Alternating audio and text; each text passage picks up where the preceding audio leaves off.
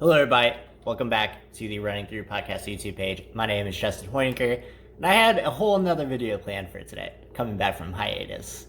But, as these things often go, something more prescient has come up that I just need to talk about as someone who has a platform in the running community, in the community at large, that there's some things that need to be said. For those of you who aren't plugged in right now, what has happened in our community is Ahmaud Arbery was murdered 2 months ago in broad daylight by two white men.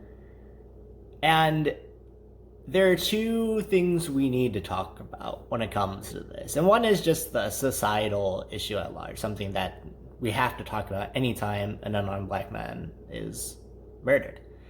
And the other is what exactly is going on in the running community that this kind of brings to light.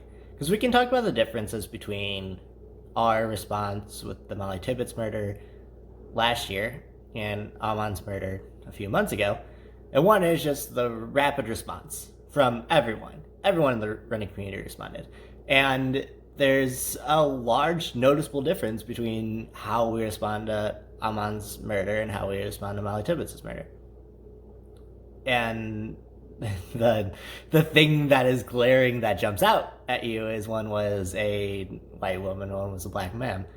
And it's uncomfortable for a lot of people, I think. The people that do have empathy for the situation, anytime you talk about race, it's just an uncomfortable topic. And anytime you come out and take a stance, you run the risk of alienating someone in your following or having someone unfollow you. And frankly, that's just something that you have to be okay with if you want to speak the truth to something.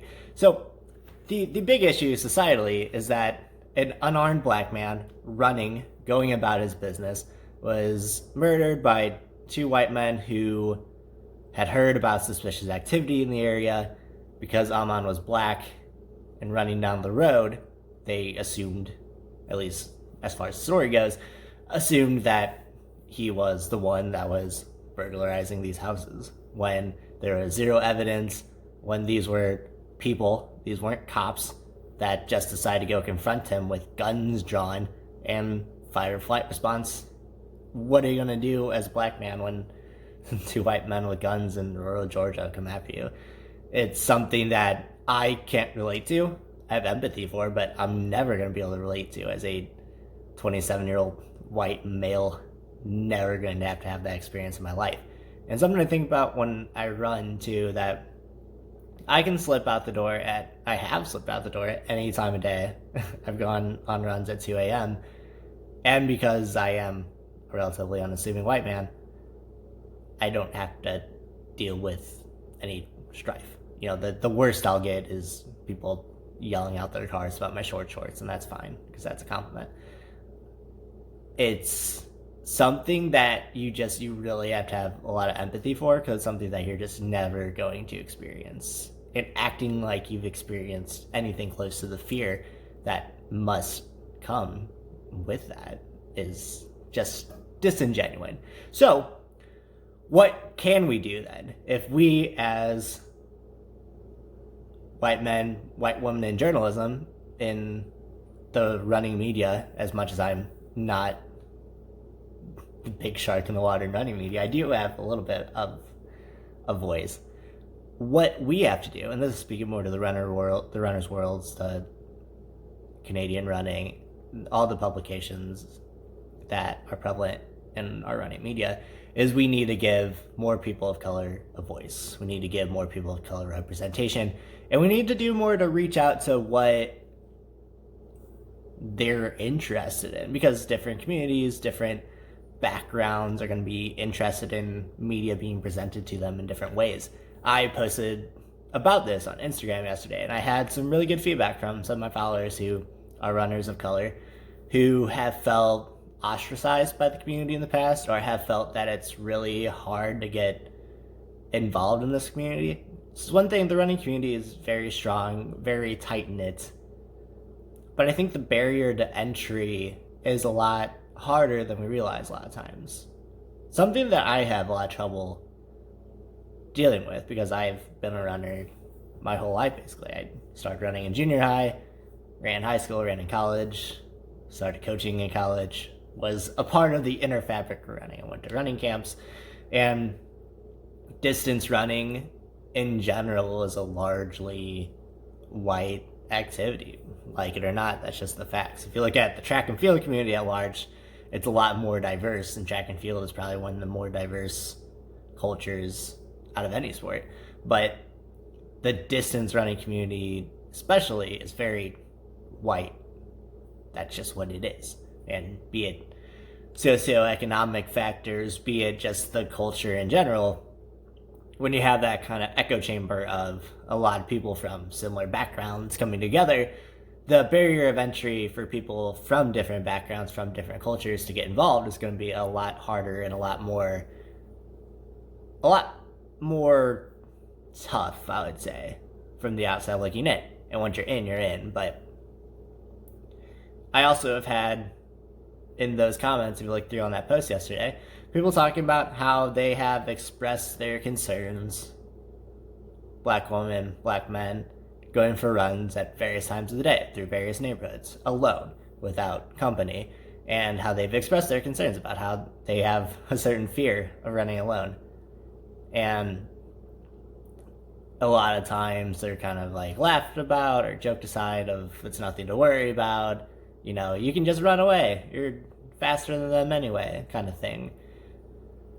But obviously it's a genuine fear. Ahmaud was running alone in Georgia, was confronted by two men with guns, and couldn't do anything about it. There's no other way that situation was going to end. Those men got out of the car, got out of their truck with their guns drawn to confront an unarmed black man. What's he supposed to do in that situation? And he lost his life for it. It's something that's tough to talk about, but we, as people who are never going to be in that situation, have to have a lot of empathy for that I feel like we just don't have or don't care enough to have a lot of times. And a lot of times when these discussions happen, you say, like, oh, you have to let the due process take its course. But it's been 2 months. The due process is not taking its course. It's pretty obvious by looking at the case that the due process won't take its course. And the fact that we're just now hearing about the story 2 months later, and it took a gruesome, traumatic video to bring it to everyone's attention, is appalling. And it means that we don't have our ear to the ground, that we aren't plugged into the right communities, and that us, as the running media, as the running community, didn't hear about a fellow runner being murdered in cold blood in the middle of the day is very upsetting to me. And I know that this video, people will comment about how, you know, we don't know the full story, things like that. But I think we do know a lot of the story. And I think if you really think about it, you know exactly what happened that day. Anyway, so what can we do as a running community, as a community at large? What can we do to better include our people of color in our group? What can we do to make people feel more welcomed? There's a couple things we can do. One is to make sure that our professional groups are leading the way, because professional running groups, for the most part, there's no big teams. There's no Athletics West anymore, where it's, the sprinters, you have the distance runners, all together in one team.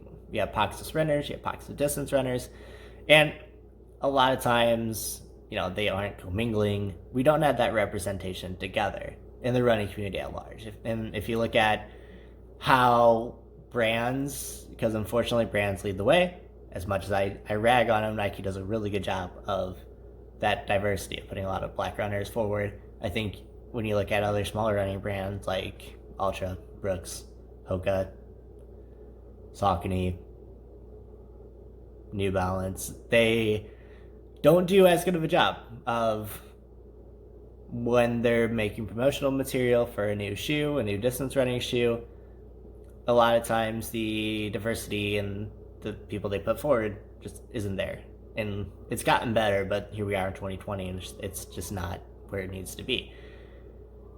In running media, we need to do a good job of lifting up black voices in our community that we don't do a good enough job at. If you look at the white running media, the running media as a whole, there aren't a lot of people of color, there aren't a lot of minorities in that, and that's something that we can't do personally. I can't turn myself into a black man, but I can lift up voices of color. I can use my platform to display, which if you look at my show notes of this video down below, I'm going to post some great things from Sean King, some great things from other authors of color in the running sphere who have posted great things about this case that you should definitely check out for that unique perspective that I simply cannot give you. Because that's the thing. People with different backgrounds have different perspectives that if other people with other backgrounds can't give. So what we need for a diverse community is have all these different perspectives come together so that we can learn, so we can empathize, so that we can have that full picture of what it's like as the daily life of a runner in America. We simply just don't have that right now. So anyway, that's my piece for today. You should see a new video tomorrow that was going to go up this morning, but I want to give this video time to breathe before I come out talking about Tiger Woods blaming running for his knees breaking down, which just simply isn't true.